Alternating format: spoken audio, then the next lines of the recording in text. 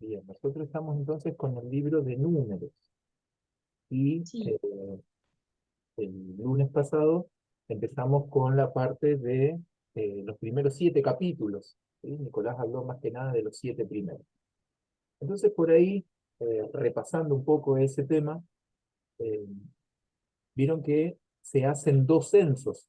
Ese es el nombre griego que se le da respecto a números, ¿no? Porque hay un nombre griego y hay un nombre hebreo. El nombre hebreo, como así empiezan los libros del Antiguo Testamento, es la primera palabra del libro. En cambio, el nombre griego, ¿sí? El nombre griego es el nombre que se le da cuando se hace la Septuaginta. ¿Se acuerdan que hemos hablado de esa versión, la Septuaginta, que se hace en sí. el tiempo de Alejandro Magno, en el siglo cuarto antes de Cristo? Bueno, en ese momento es que se hace esa versión porque era el idioma más tradicional. Como si hoy uno tuviera que traducir un documento, probablemente lo hiciera al inglés, una situación así. Muy bien. Y de ahí viene el tema del censo. Y algo importante es que hay hay una de las tribus que no es censada junto con el resto. ¿Recuerdan cuál es? La, ¿Cuál? la tribu de Leví. La tribu de Leví. Y eso es importante para tenerlo presente en lo que es la lectura, no tan solo de números, sino en todo lo que viene después, que cada vez que está hablando del pueblo de Dios, el pueblo de Israel, nunca está contando a la tribu de Leví. Entonces, cuando dice en el desierto ha de quedar esta generación, nunca está contando a la tribu de Leví. Entonces, eso que hemos escuchado tantas veces, ¿quiénes fueron los que ingresaron a la tierra prometida? ¿Quiénes ingresaron a Canaán? Muy bien, ingresó Josué, ingresó Caleb y también ingresó la tribu de Leví, excepto aquellos que habían caído en el desierto con, eh, con una rebeldía que habían causado, que hoy la vamos a ver, excepto ese grupito de levitas que se habían levantado en contra de Moisés. Pero los demás estaban.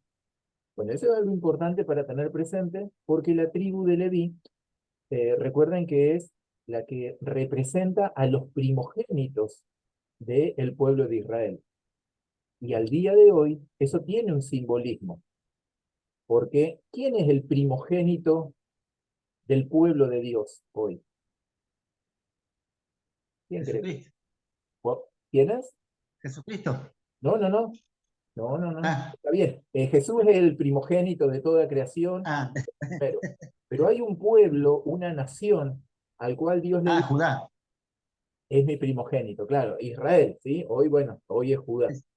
¿No? Entonces hay una Sí, simbología que así como Dios trató con los levitas de una manera diferente al resto, también al día de hoy, cuando nosotros hablamos de la segunda venida de nuestro Señor, hay un tratamiento diferente con el pueblo de Israel, así como Dios lo trató diferente a los levitas, símbolo de los primogénitos. Bueno, eso es importante a tenerlo presente en lo que es la lectura. Muy bien. Eh, Desde el principio. Ahí, anterior. Ahí, ¿no?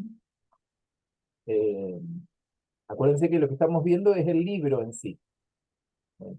Nosotros estamos viendo ahí cómo se divide el libro de números, del capítulo 1 al 9, del 10 al 19 y del 20 al 36. Recuerden que cada vez que se hace así un recuadro o un subgrupo de temas, es para que nosotros lo entendamos mejor. No es que necesariamente Dios lo haya dado así. Simplemente es una forma de sistematizar, digamos, lo que es la información. En el Sinaí, o sea que en el capítulo 1 al 9 hay que tener presente que cuando uno está leyendo números del 1 al 9, ¿dónde está la nación de Israel? Está en el monte Sinaí. Allí es donde está. Cuando leemos del capítulo 10 al 19, entonces supongamos que nosotros, que un capítulo muy importante es el capítulo 14, que es la rebelión de Israel y la sentencia de Dios a que permanezcan en el desierto toda esa generación. Entonces, cuando uno lee ese capítulo, o cuando lee el anterior, el 13, o la rebelión, ¿sí?, de Miriam junto con Aarón, la rebelión hacia su hermano, ¿dónde estaban ubicados? Entonces uno dice, estaban ubicados en el desierto, estaban en el camino, ¿sí?, que ahora lo vamos a ver en un mapa. Y si no, la otra parte también. Cuando vamos del capítulo 20 al 36, por ejemplo, nos detenemos en el capítulo 22, donde aparece la historia de Balaam, la burra de Balaam, aparece el rey de Moab, ¿sí? Bueno, toda esa historia, ¿dónde se realiza? Entonces ahí uno se ubica en el mapa y dice, están llegando a Moab, ¿sí?, que es la nueva generación. Los últimos capítulos ya es cuando eh, han pasado años, ¿no? Y entonces Dios está tratando con los que eran menores de 20 para el momento en el cual empezó el libro. Wow, muy bien. Bueno, esto después yo lo voy a compartir, pero por ahí hay temas bueno. que están buenos acá. Ahí yo voy a hablar despacio de manera que ustedes vayan también participando. Del capítulo 1 al 9, que fue lo que se compartió la semana pasada, ¿no? Tener presente que es la generación que quedó en el desierto, excepto Josué y Caleb. Bueno, están los preparativos para el viaje, es decir, para comenzar a caminar saliendo ya del monte Sinaí, habiendo recibido la palabra, es decir, habiendo recibido la ley de Dios. Bueno, ¿cómo eh, fíjense cómo es el censo? Da 603.000, esto lo decía Nicolás la otra vez, y el segundo censo es, habiendo ya muerto varios en el desierto, da menor cantidad, que es 601.000. ¿Cómo se ubican para viajar? Recuerden que Judá, que significa alabanza, tiene una figura profética que vaya siempre adelante. Vemos varias reglas que nos sirven al día de hoy, o sea, esto no quedó tan solo en el pasado, sino que Dios da una manera en la cual uno se puede manejar, como por ejemplo, guardar el día de reposo, o el tema de las ofrendas, incluso del diezmo. Aquí está hablando el libro de eso. Bueno, varias semanas están allí en el monte Sinaí. Y todo termina el capítulo 9 cuando emprenden la marcha. Y así, bueno, avanzamos del capítulo 10 al 19, cuando uno hace la lectura, cómo va ese cambio de generación. Y entonces siempre nos detenemos en Cades Barnea. Entonces, para entender cómo se movió Israel en el desierto, podríamos decir que hay dos lugares estratégicos. Uno podría ser el monte Sinaí, donde recibe la palabra de Dios, y el otro es Cades Barnea. Ahora lo vamos a ver en un mapita, que es donde se produce la rebelión. Dice, nosotros no vamos a ir a la tierra prometida. Es cierto que fluye leche y miel, pero lo que no nos dijeron era que había gigantes. Y de acuerdo al informe que recibimos de estos 10 espías, entonces nosotros decidimos no entrar. Eso fue lo que pasó en Cades Barnea. Muy bien, que es lo que nombra acá el punto 2 cuando dice capítulo 13 al 15. Bueno, fíjense todo el tiempo que pasa desde el capítulo 10 al capítulo 19. Son 39 años que transcurren en esos capítulos. Y dan vueltas, y llegan a Cades. ¿Sí? A Cades Barnea. Bueno, y después en el capítulo 20 es como que empieza el desenlace, porque ahí empiezan a caminar hacia la tierra prometida, que lo hacen por la tierra de Moab. ¿Sí? Ahora vamos a ver en el mapita dónde está ubicado Moab, quiénes eran los moabitas, ¿sí? eh, cómo, cómo se perdieron, es decir, cuál fue la estrategia que Balaam le dio a Balac, rey de los moabitas, para que el pueblo de Israel se perdiera. Bueno, viene el próximo censo, y esto es lo que ocurre al final del libro. Los preparativos para llegar a conquistar la tierra. ¿Sí? Cuando termina este libro, capítulo 36, es más o menos la situación está ya prevista para que empiece el libro de Josué. Más allá que después aparece Deuteronomio, pero Deuteronomio se escribe en pocos meses. ¿Sí? Ya cuando leemos capítulo 36, 35, la situación está preparada ya para que empiece el libro de Josué, habiendo quedado Moisés acá en el camino también.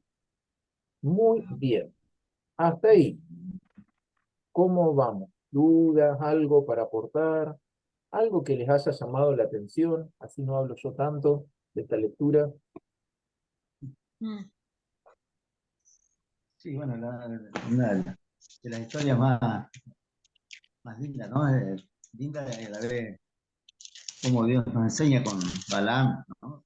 Ajá. Eh, Ujú. sí, eso Hay toda, hay toda una enseñanza respecto, ¿sí? La doctrina de Balaam, que aparece en el claro, Nuevo Testamento, aparece en Apocalipsis. Uno de los reclamos que le hace a una de las 7 iglesias viene a partir de la doctrina de Balaam. Y cuando uno quiere saber cuál es esa doctrina de Balaam, que la dice en el Apocalipsis, ¿sí? Que sería, digamos, lo actual, ¿qué era lo que hacía Balaam? ¿Cuál fue la estrategia que Balaam le dio? ¿Mm? Bueno, ahí ya vamos a llegar a ese punto. sí. Entonces, ahí avanzamos uno más y a ver si avanza. Ahí está. Bueno, el tema de este mapita. Este mapa está muy interesante, ¿sí? Yo ahora lo voy a utilizar de diferentes maneras. Este no es el mapa que les compartí la otra vez. Este mapa tiene agregados, que tiene los números. Entonces, está para leerlo luego, eh, con todo las proyecciones en conjunto, y van a notar que hay muchas cosas interesantes para entender el libro. Empieza, así a grandes rasgos, con la salida del pueblo de Israel de Ramesés, ¿sí? Bueno, desde ese lugar. Donde acá, fíjense, se cree, tampoco se tiene la certeza al 100%, que se cree que fue donde cruzó el pueblo de Israel el Mar Rojo. Y uno se podría preguntar acá, si se dirigían, espero que se alcance a ver la flechita, si se Claro, dirigían caminando, ¿no? para llegar a Jerusalén, para llegar acá a la tierra de Canaán, ahí donde dice Canaán. No sé si Ujú. ustedes, al igual que yo, se han preguntado por qué no hicieron el camino directamente así. Cana- ¿Se alcanza a ver la flecha? Sí, sí, Sí, sí, sí. Bien. sí, ahí va. Ah, ¿Qué Cana. consideran ustedes? Tal vez lo leyeron ya en la Biblia. ¿Por qué no hizo este recorrido el pueblo de Israel?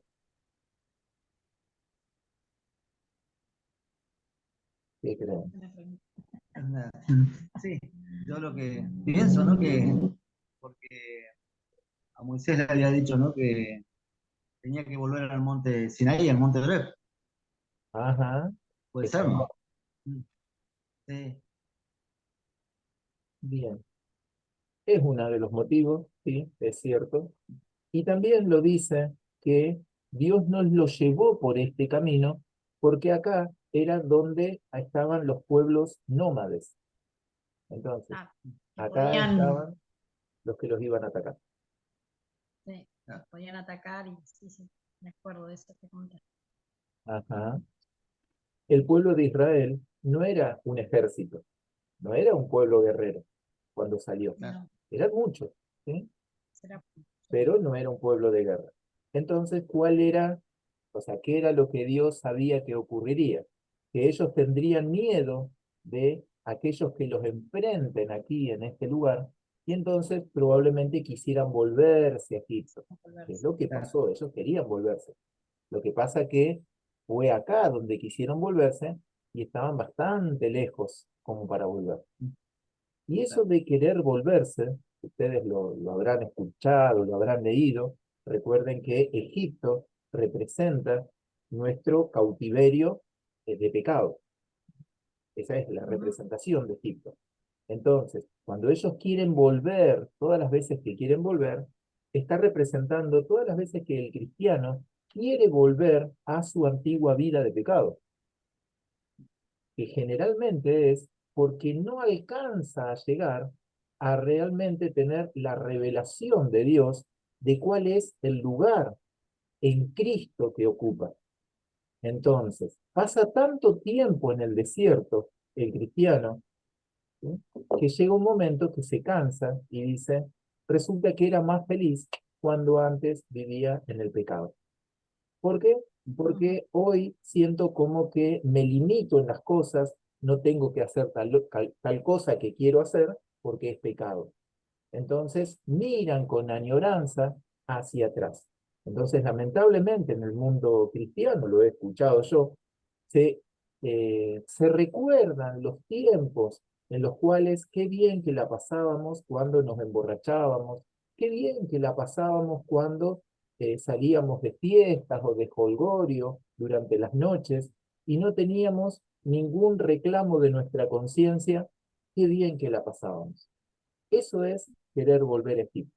Lamentablemente, en el mundo cristiano, ¿sí?, creyentes, ¿sí?, que de alguna manera, como no han podido entrar digamos del todo, permítanme la expresión, no han podido entrar a lo que es la tierra prometida de hoy, en la cual vivimos en Cristo, entonces no pueden disfrutar y transitan mucho más tiempo en el desierto del que realmente deberían estar. Muy bien. Acá vamos a ir leyendo, yo lo nombro así, pero ahora lo voy a ir nombrando. Mara, ustedes recordarán ahí, Éxodo capítulo 15, ¿m?, donde eh, Jehová dice y se presenta, porque yo soy tu sanador. ¿M?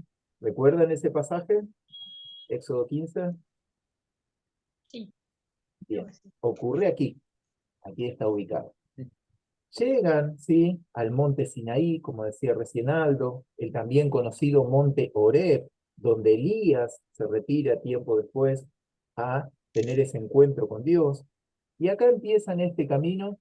¿Dónde empieza el libro de Números? Acá, en el número 8. Ah, Ah, Ahí es donde empieza la historia, donde nosotros decimos, del capítulo 1 al 9, está ubicado acá. Desde ahí arranca.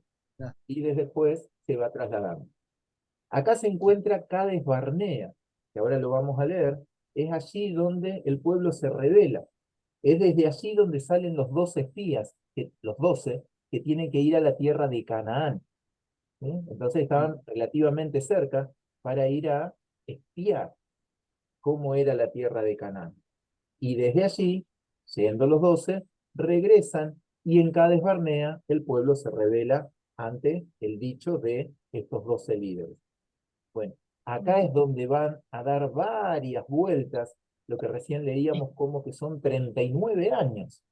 Fíjense lo que anduvo el pueblo aquí estacionado hasta que Dios se movía y entonces el tabernáculo se movía. Y esta parte es por donde ingresan hacia Canaán. No ingresa por este sector de los filisteos. Acá se encuentra la tierra de Gaza, ¿sí?, de conflicto todavía al día de hoy.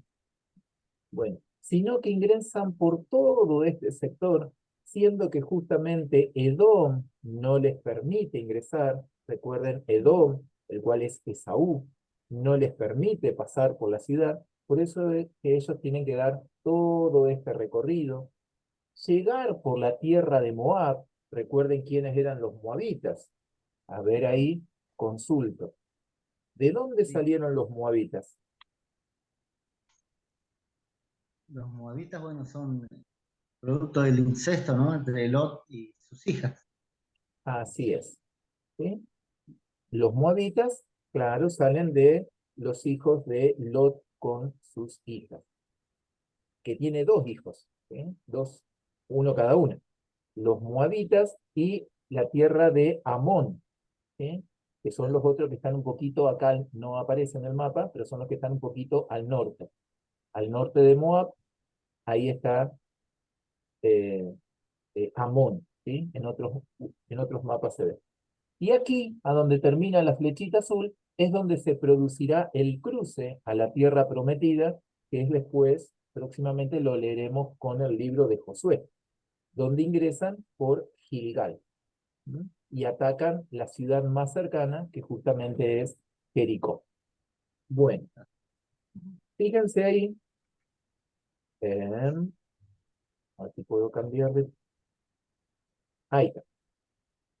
Se los muestro, ¿sí? Esto después lo vamos a compartir, ¿sí? Pero para que vean qué es lo que yo voy a ir leyendo ahora, ¿sí? Yo les voy a volver a colocar el mapa y les voy a ir leyendo esto que en este momento tengo en la pantalla, como para ir ubicándonos. Entonces ahí fíjense que aparecen todos los numeritos que aparecen en el mapa, acá está representando qué fue lo que pasó, ¿sí? Para no hacerlo tan exhaustivo, voy a leer algunos nomás. Pero ahí vuelvo al mapa anterior. El punto 1. El punto 1, ¿qué es lo que marca? Marca Israel fue sacado de Egipto. Israel fue sacado de Egipto, punto 1. Punto 2. Aparece Sucot. Sucot es donde Israel hace el primer campamento. Es allí donde Dios los guía con la nube, con la columna de nube y de fuego. Recuerden que acá en Sucot, punto 2, todavía no cruzan el Mar Rojo. Punto 3. Éxodo 14 dice, Pihairot, Israel cruzó el Mar Rojo. Punto 3. Llegamos al punto 4. Ahí está lo que ocurrió en Mara. Mara, Éxodo 15. El Señor sanó las aguas amargas. Punto 5. Elim. Israel acampó junto a las 12 fuentes de agua. Ahí estamos en el punto 5. Bueno, avanzo ahí un poquito. Punto 7. Algo importante porque siempre lo predicamos, se enseña. En el punto 7 es donde es Refidim, ahí aparece, punto 7, ¿sí? Aparece con signo de interrogación porque, bueno, recuerden que esto fue 1400 años antes de Cristo. Bueno, Israel lucha con Amalek. ¿Recuerdan los amalecitas? Sí, ¿Qué características tenían los amalecitas? eso es lo que atacaban a los cansados, los rezagados, Eso los- mismo, por, ¿sí? por la retaguardia, digamos. Claro, los que atacaban ahí a la retaguardia, que sería, cuando hoy se habla del espíritu de Amalek, ¿sí? Entonces sería aquel espíritu, ¿sí? Del enemigo que está atacando a los que vienen más rezagados en el camino del Señor, ¿sí? Ya sea porque se van quedando sin fuerzas, porque la opresión de este mundo es como que no los hace caminar al mismo ritmo que va la congregación, ¿sí? Que a veces se congregan, a veces no, por ahí se plantean ciertas preguntas, se enojan por algunas situaciones. Entonces esos serían los que son atacados por este espíritu de Amalek, y esto ocurre aquí en Refidim. Y luego, si llegamos al punto 8, que es el monte Sinaí, ¿sí? Donde Moisés recibe las tablas de la ley. Punto 9, ¿sí? Bueno, ahí avanzo, punto 9, punto 10, esto ustedes lo van a poder leer. Punto 12, un lugar muy importante que ya lo nombré varias veces, que dice, Israel no quiso entrar en la tierra. Fíjense que la decisión no fue de Dios, fue de ellos. No. Israel no quiso entrar en la tierra prometida. Cades sirvió de campamento principal para Israel durante muchos años. Cades Barnea fue allí donde el pueblo se quedó durante muchos años, no durante unos días, durante muchos años. Allí fue donde se rebeló. Y después ustedes, si pueden, si desean, pueden releer, ¿sí? El capítulo 14 de Números, que es allí donde sucede lo que estoy contando ahora. ¿Qué es lo que ocurre ahí? Me llamó mucho la atención la oración de Moisés. ¿Cómo ora Moisés? Vieron que muchas veces lo hemos dicho aquí, que podemos orar trayendo a memoria la palabra del Señor. Entonces nosotros oramos con la Biblia en mano. Leemos y oramos. Entonces cuando ustedes leen la oración, van a notar qué similitud hay en la oración de Moisés intercediendo por este pueblo rebelde en Cades Barnea, similar a la presentación que Dios hace a Moisés allí en Éxodo 34, que fue cuando Dios lo convocó nuevamente a Moisés la segunda vez, una vez que él había roto las piedras, las tablas de piedra, las tablas de la ley. Bueno, la oración de Moisés en el capítulo 14 de Números es trayendo a memoria la manera en la cual Dios se había presentado allí en Éxodo capítulo 34. Eso me llamó mucho la atención. Muy bien. A ver, ¿alguno más? La llanura de Moab, ¿sí? Ahí me voy llegando al punto 15, acá, ¿sí? Fíjense, ahí ya han pasado varios años. Punto 15, aparece el monte Nebo, ¿sí? Punto 15. El monte Nebo es donde Dios lo hace subir a Moisés y desde este monte, acá ubicado en el punto 15, el monte Nebo es el lugar donde Moisés puede ver la tierra prometida, pero que no iba a alcanzar a pisarlo, ¿sí? Punto 15 acá, el monte Nebo es donde Moisés sube y ve la tierra prometida, pero a causa de su desobediencia, tiene consecuencias la desobediencia de Moisés y de cada uno de nosotros, tiene consecuencias más allá del perdón divino, él no pudo entrar a la tierra prometida.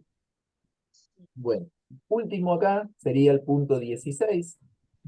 Punto 16, tenemos la llanura de Moab.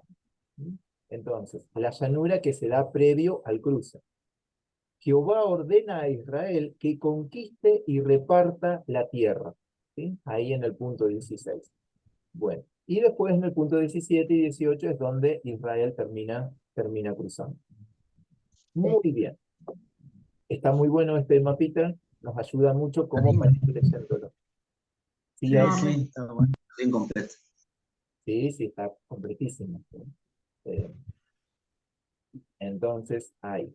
Esto es lo que yo leí recién. Esto es lo que leí recién yo. Muy bien. Acá hay 8. ¿Sí? Ahí les pido, si tienen Biblia en mano, que podamos leer algunos versículos. ¿Qué es lo que nombra este cuadro? ¿Sí? Este cuadro, que es esto que lo pasó. ¿Sí? Ahí, fíjense, este es el primero, segundo y tercero. ¿Sí? Tiene 3 partes este cuadro. Tiene 8 citas, 8 situaciones en las cuales el pueblo de Israel se revela ante Dios. ¿Quién tiene entonces Números capítulo 11, versículo 1 al 3, que lo pueda leer? Ahí lo leo.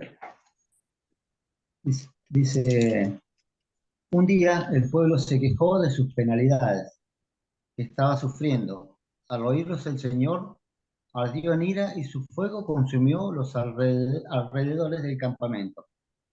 Entonces el pueblo clamó a Moisés y éste oró al Señor por ellos y el fuego se apagó. Por eso aquel lugar llegó a ser conocido como Taberá, pues el fuego del Señor ardió entre ellos. Muy bien. ¿Qué significa taberá? Incendio significa. Eso es lo que vemos justamente acá en el lugar. Señor.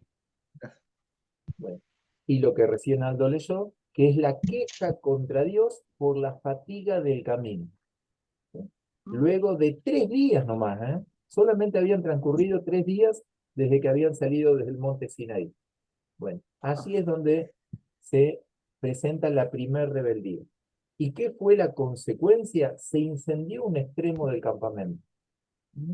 Eso es lo que representa el juicio de Dios. Luego, otra rebeldía.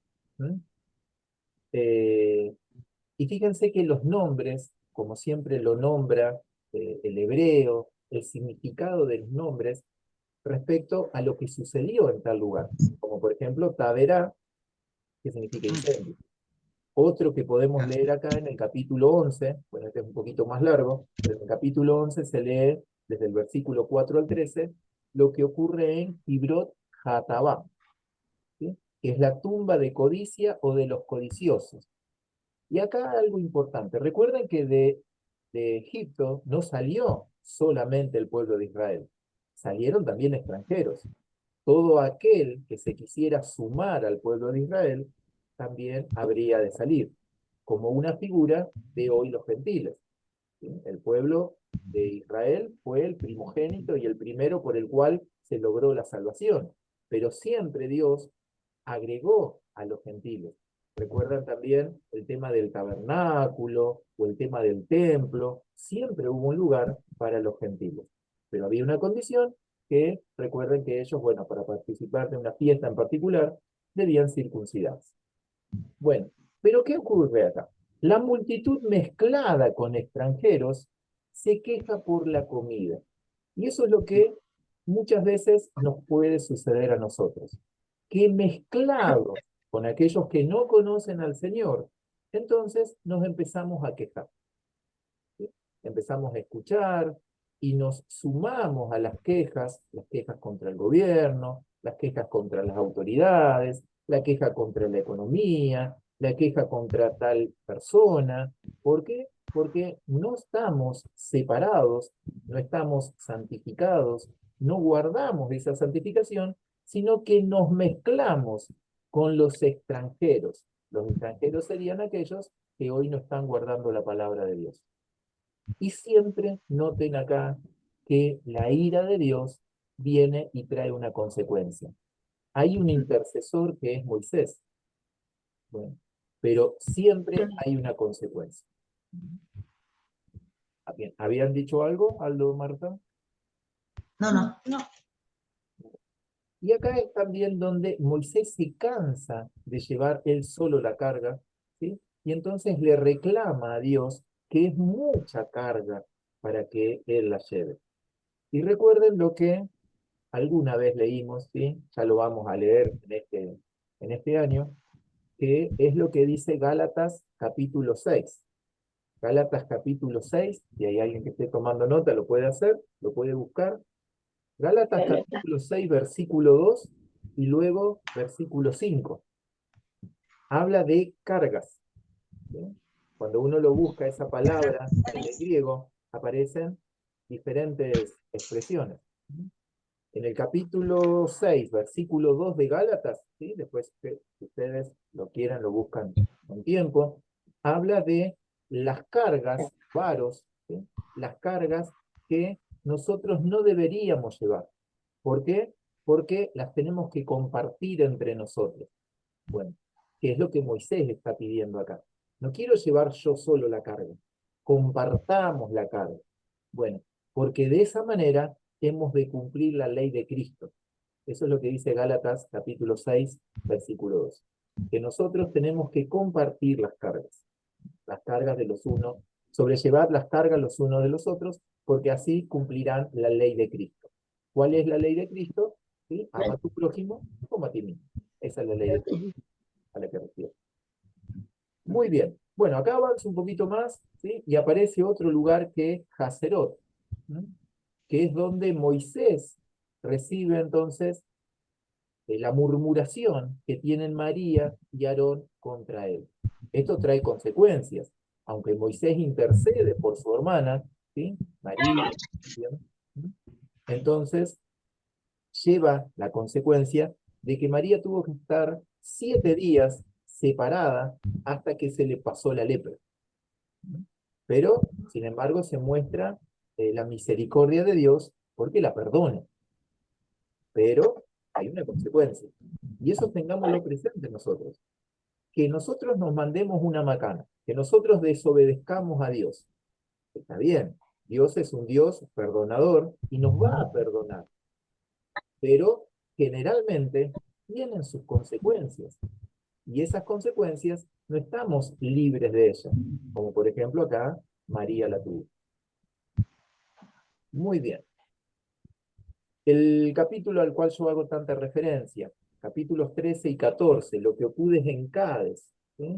los 10 espías, ¿sí? Es decir, recuerden que eran 10 y los otros dos, Josué y Caleb, pero los 10 espías, ¿qué es lo que hacen? Motivan al pueblo a quejarse de la tierra prometida. ¿Qué es lo que ellos dicen? Es cierto, fluye leche y miel. Hay unos tremendos racimos de uva, hay unos tremendos higos y granadas, pero resulta que también hay gigantes, y esos gigantes lo ven como langostas, así que mejor ni vayamos para allá. Y esa es la versión que reciben. Entonces, muchos de los que ahora están viendo este video son líderes. Y cuando decimos líderes, nos estamos refiriendo a que en la iglesia me pusieron el título de líder. Soy líder porque en mi casa soy quien lleva la palabra. Soy líder porque soy el sacerdote de mi hogar, o porque soy el único que está convertido en mi casa. Por eso soy el líder. Entonces, yo soy la boca que va a hablar lo que Dios diga. Eso es lo que está ocurriendo acá. Soy uno de esos 10, o uno de esos 12, mejor dicho, uno de esos 12, que va a llevar lo que viene a futuro. Entonces, las palabras de fe que trajeron Josué y Caleb, esas son las palabras que yo tengo que traer hacia mi tierra, hacia mi casa, hacia mi hogar. Palabras de fe, no de temor. ¿Por qué? Porque los demás van a actuar conforme a lo que sus líderes digan, que fue lo que aquí ocurrió. Muy bien. Capítulo 16, ¿sí? Lo que ocurre en Cades Barnea. Acá viene lo que habíamos nombrado al inicio, la rebelión de Coré. ¿Sí? Recuerden que Coré era de una tribu en especial. ¿Alguien recuerda de qué tribu es Coré?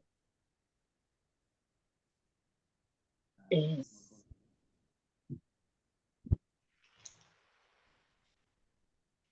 ¿De qué tribu No. sería?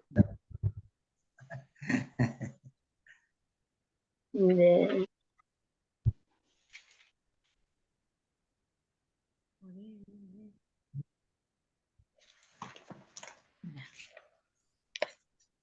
De la misma tribu que Moisés, De los De los levitas. levitas. de los levitas. de- Entonces, uno de su Ah, propia familia se levantó en su contra. Eso es lo que está diciendo. Y murió. Coré era de la tribu de los levitas, pero con él se levantaron otros tantos. ¿Mm? Bueno, en realidad Tomás. fue Coré, Datán, Abiram, y cuando uno lee allá el capítulo 16, a ver si lo tenemos a mano, capítulo 16, versículo 1, y alguien lo puede leer. Dice así. Coré, que era hijo de Izar, nieto de Coat y bisnieto de Leví, y los Rubenitas Datán y Abirán, hijo de Eliab, y On, hijo de Pelet, se atrevieron a sublevarse contra Moisés, con el apoyo de 250 israelitas. Todos ellos eran personas de renombre y líderes que la comunidad misma había escogido.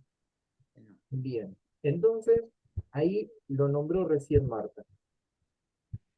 Bueno, que era de la tribu de Leví.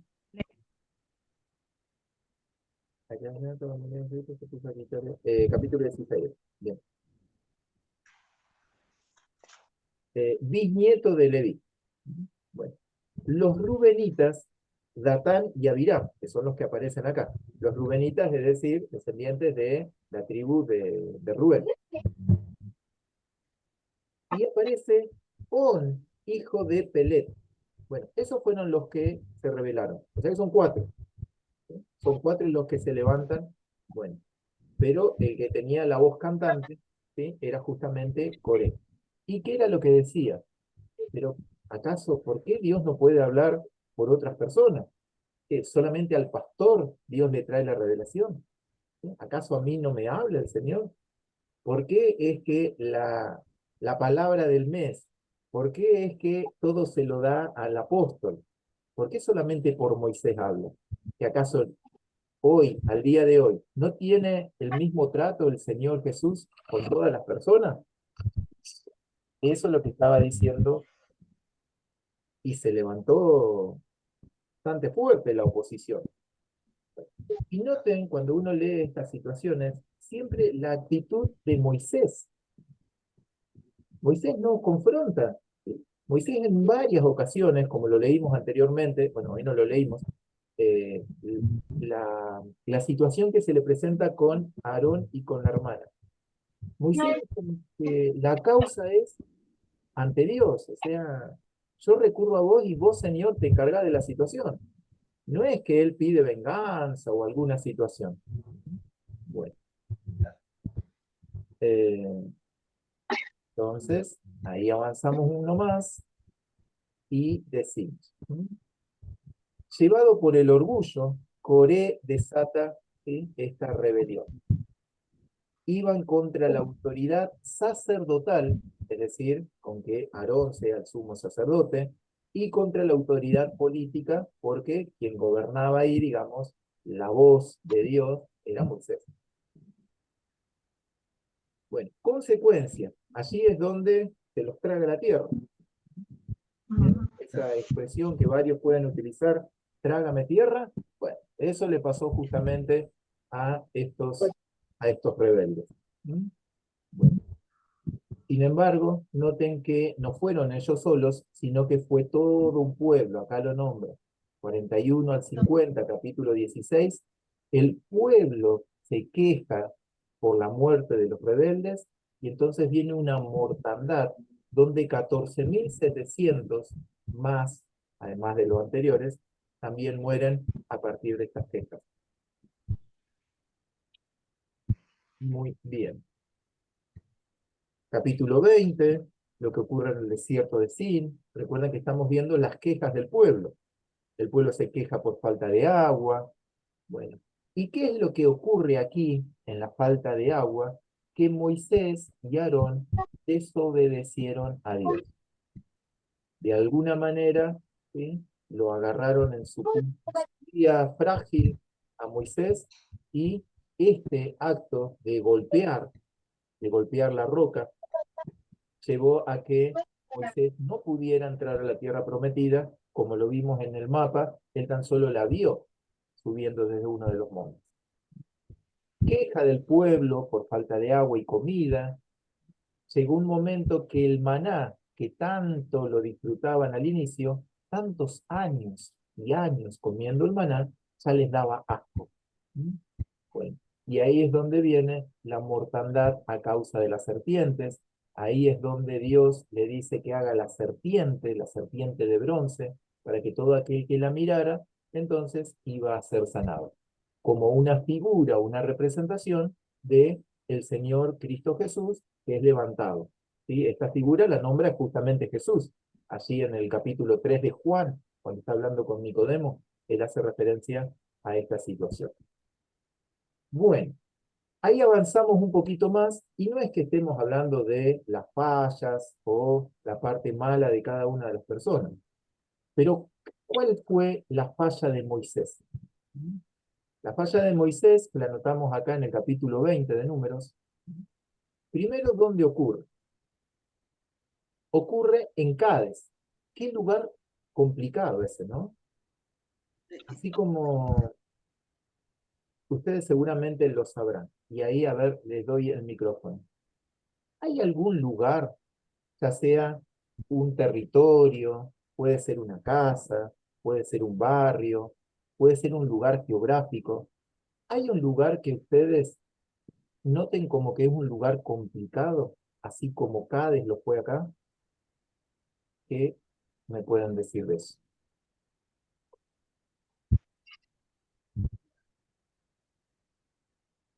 O sea, lo que pasa es que puntualmente, digamos, hay lugares, ¿no? Sí, hay lugares complicados. Por ejemplo, acá en la región, alguna ciudad. Una, por lo que se tiene conocimiento y lo que una de las más difíciles, Cinco Saltos. Bien, bueno, que tiene espiritualmente tiene muchas más cosas de las que uno generalmente sabe, ¿sí? Pero es un lugar donde ocurren muchas situaciones. Bueno, y por ejemplo, yo no he ido tantas veces a Cinco Saltos, más que nada de pasada, pero también cuando uno va por la ruta 22, cuando va hacia Choel Choel, todos esos parajes, esas localidades que hay, que se siente espiritualmente y que tantos accidentes han ocurrido ahí. Y me llama la atención que siempre ocurren los accidentes en los mismos lugares, ¿sí? Y no es que haya un cruce peligroso, por decirlo de alguna manera, sino que son las localidades, los lugares. A mí lo que me pasa también es que hay ciertos colegios donde trabajo que espiritualmente hay un llamado a pelearse. Es un lugar donde la gente está propensa a discutir, a pelearse. Y me llama la atención, al principio no me daba cuenta, pero después, como observándolo así, notaba que se tendían a pelear. Profesores con alumnos, profesores con directivos, profesores con profesores. Y yo lo pensaba y decía, la causa por la cual están discutiendo o están peleando, y no es en realidad tan seria, o es un motivo como para llevar a, eso, llevar a un juicio o cosas así. Bueno, pero sin embargo es el lugar, ¿sí? Es el lugar propenso, y aquí, trayéndolo a lo que estábamos hablando recién, Cádiz, fíjense todo lo que pasó en Cádiz. En Cádiz es donde Moisés es también sumergido en ese lugar, y por eso toma esa decisión, ¿sí? Donde golpea la roca, y tal desobediencia de él ante Dios para ojos del pueblo hace que él no llegue a la tierra prometida. Muy bien. Bueno, ¿qué obligación tenía Moisés? Tenía que tomar la vara, tenía que hablarle a la roca. Anteriormente la había golpeado, pero esta vez tenía que hablar. No debía golpearla como la primera vez que lo había hecho. Bueno, ¿cuál fue su falla? Bien, se violentó, es decir, como nosotros podemos decir hoy, como que le saltó la cadena. ¿Por qué? Por la murmuración del pueblo, la cual leemos en el capítulo 20, versículo 3. Y Citro, el hombre más manso, en ese momento abandonó su mansedumbre. Bueno, Moisés golpeó la roca cuando Dios tenía una orden dada hacia él que le tenía que hablar. Cuando leemos, a ver si ustedes pueden leer, capítulo 20, versículos 8 y 9. ¿Qué dice? Números 20, versículos 8 y 9. Dice así. Toma ¿Puedo la leerlo? ¿Y a Rosa? la asamblea. No sé, Bueno, eh, 28.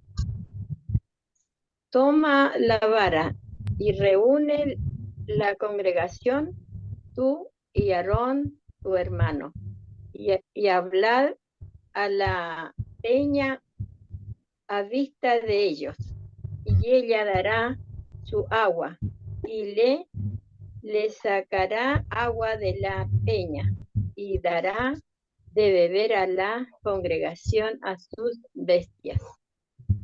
Entonces Moisés tomó la vara delante de Jehová como él le mandó. ¿Ahí? ¿Sí? 9. Y el otro versículo también.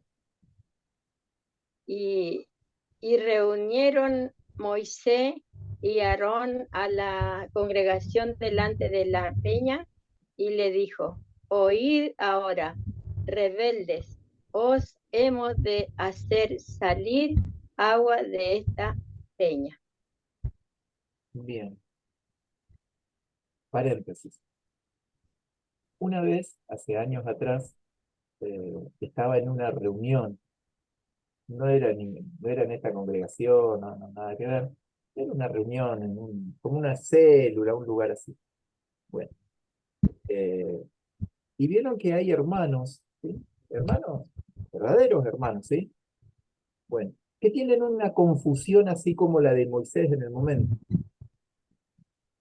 ¿Por qué? Porque esta persona que hablaba creía que la sanidad la producía él, no el Señor.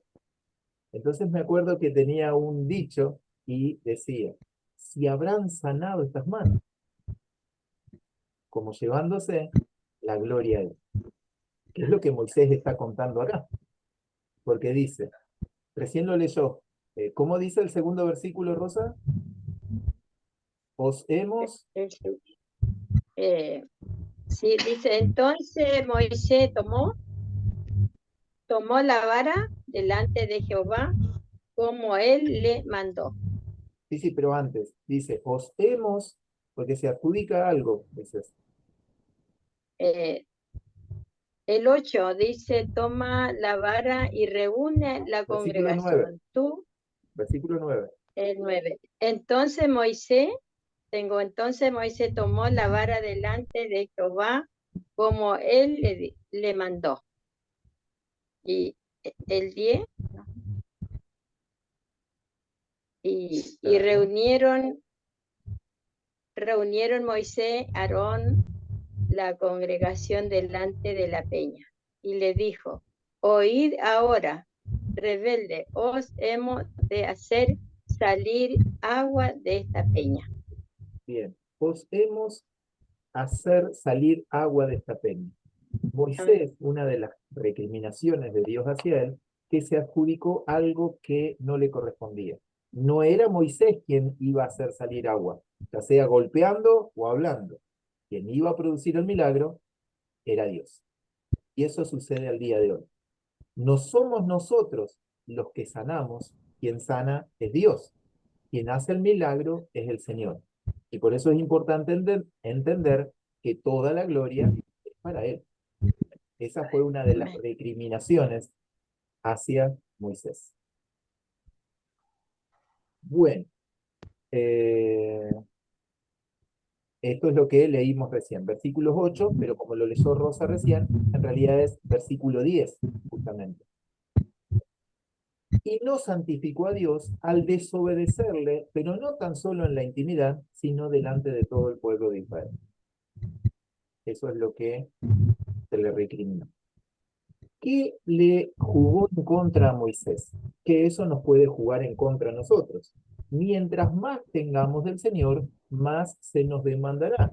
Por eso, recuerden lo que Pablo decía, que no seamos muchos maestros, porque conforme Dios nos haya dado, entonces más Dios nos demandará. Ahora, a Moisés se le demandó conforme a lo que él había recibido. Moisés había experimentado la gloria de Dios. Él era con quien Dios hablaba cara a cara. Entonces, eso le causó o le jugó en contra aquí en esta situación. Bueno, él, no todos, no fue Aarón, no fue Josué, él recibió las tablas de la ley. Fue utilizado por Dios para desatar las plagas en Egipto. La voz de Dios era por medio de Moisés. Moisés luego le hablaba a Aarón, pero Dios le hablaba a Moisés. Bueno, fue Moisés quien levantó la mano para que se abriera el mar rojo. Bueno, y así todo esto, ¿sí? Vio cómo Dios defendió su autoridad, hubo juicios, como lo leímos hoy, cuando se le levantó Coré, cuando se levantó Aarón con la hermana, todas esas situaciones, Moisés tenía mayor carga. Y eso ténganlo presente ustedes hoy. Mientras más reciban del Señor, más se les va a demandar. Y atenuantes de su pecado, y ahí estamos cerrando, bueno, ¿qué le atenuó? Es que Dios sabía con qué pueblo estaba trabajando.